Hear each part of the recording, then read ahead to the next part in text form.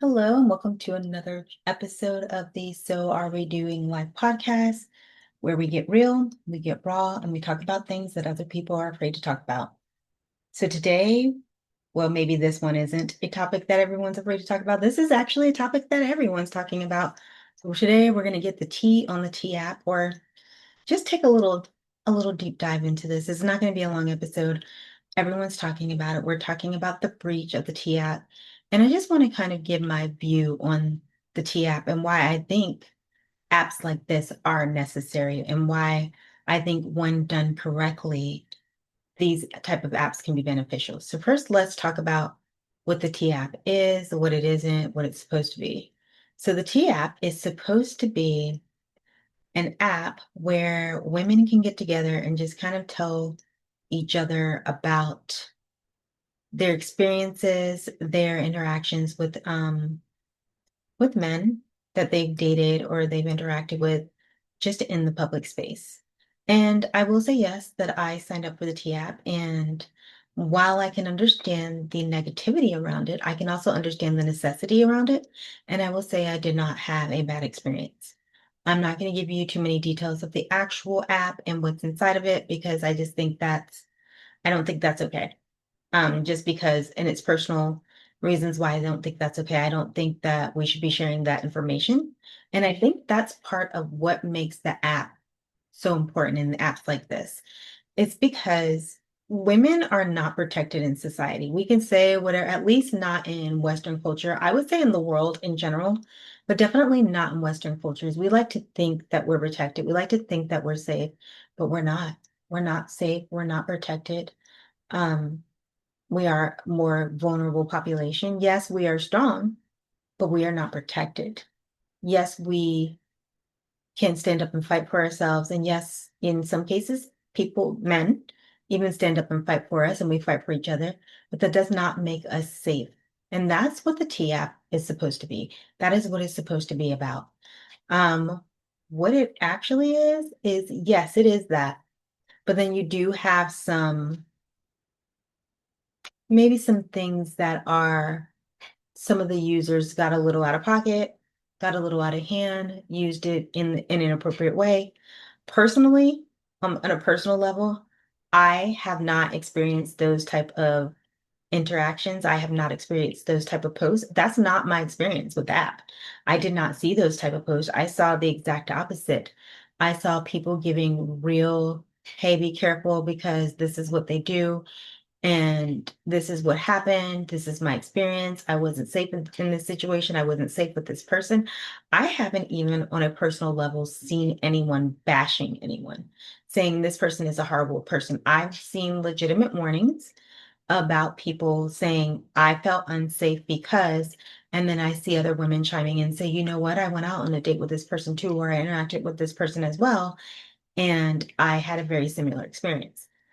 And I don't want to go too, like I said, too far down the rabbit hole with that because I think that the bigger picture is not necessarily what happened in the T app. I want to talk about why it's important, why it's necessary that we have apps like this, that we have safe havens like this for women where we can talk about it and we can warn each other because, again, women are not safe. And yes, we did see that a male version of the T app came out. And what happened? It got shut down pretty fast by the developers because men instantly used it.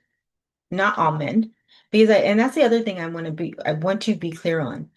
We are not, as women, doing things like this because we think all men are like this. It only takes one man. There's a reason that women chose the bear. And I know that that's going to probably cause ruffle some feathers because people were mad, but there's a reason that women chose the bear. There are reasons that women don't feel safe in environments where we should feel safe. And men think that, oh, it's just the women, it's just you, it's just whatever, but it's because we're not safe. We're not safe dating. We're not safe on dating apps. We're not safe getting up in the morning and interacting in the world. We like to think that we are, we like to feel that we are, but we are not safe. And more importantly, we are not protected. So these type of apps, I just think I think the platform maybe could have been handled a little different. Definitely their security, because we all know about the breach. But I think it's important that we note why these things are necessary.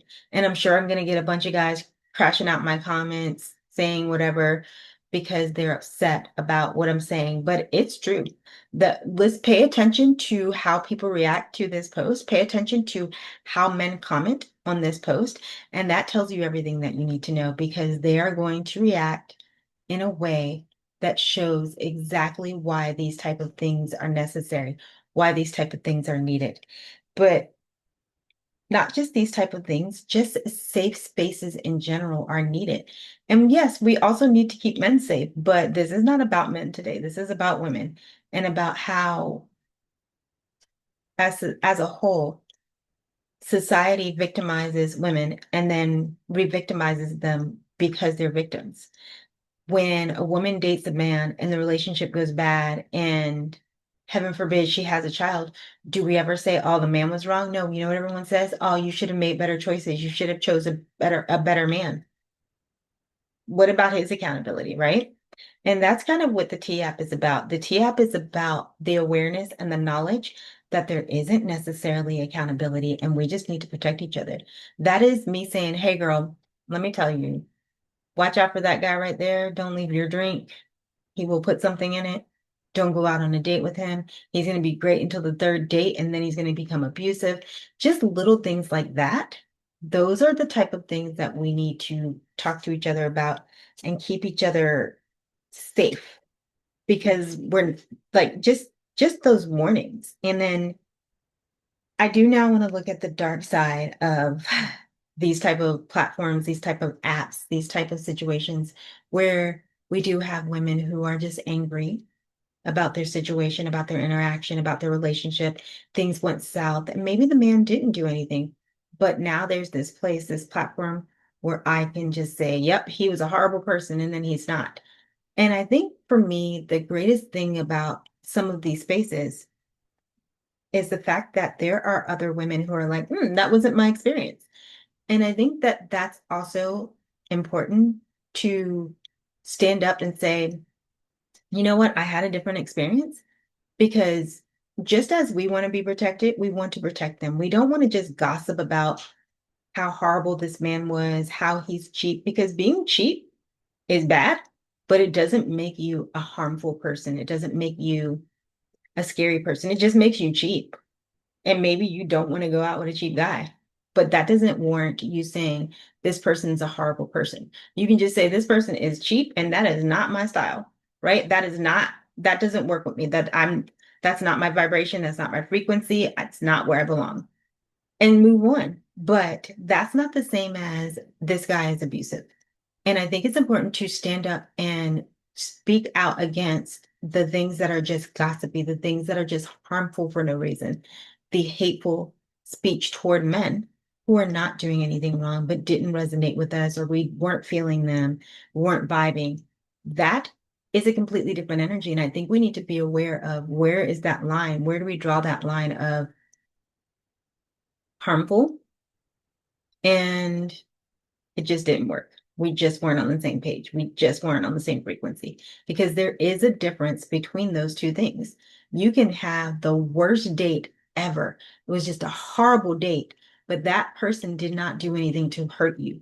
It was just horrible. That is gossip. That is the type of stuff you talk to with your friends if you want to talk about it.